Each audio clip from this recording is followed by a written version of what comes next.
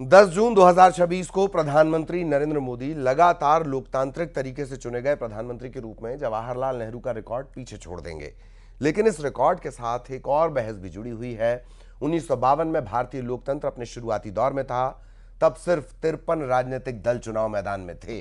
2024 तक यह संख्या 744 पहुंच गई। गठबंधन, क्षेत्रीय दल और बढ़ती जन अपेक्षाओं के बीच सवाल ये कि क्या आज की राजनीति नेहरू के दौर से कहीं ज्यादा कठिन और चुनौतीपूर्ण हो चुकी है।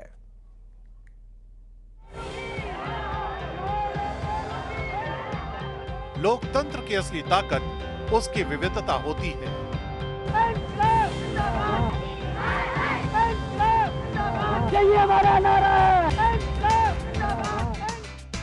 लेकिन यही विविधता समय के साथ चुनौती भी बन जाती है।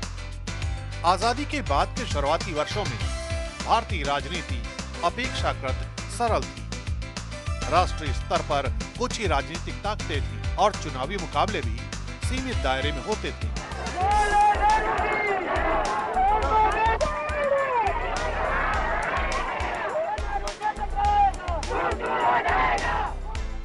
लेकिन जैसे जैसे देश बढ़ा, समाज बदला और राजनीतिक आकांक्षाएं सामने आईं, वैसे वैसे राजनीति का स्वरूप भी बदलता गया।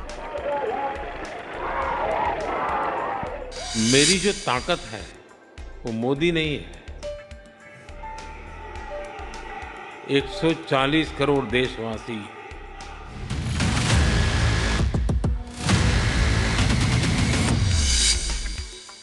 उन्नीस के पहले आम चुनाव में देश में केवल 53 राजनीतिक दल चुनावी मैदान में थे, लेकिन 2024 तक आते आते ये संख्या बढ़कर 744 तक पहुंच गई। 14 गुना बढ़ी, यानी 14 गुना राजनीतिक प्रतिस्पर्धा बढ़ गई।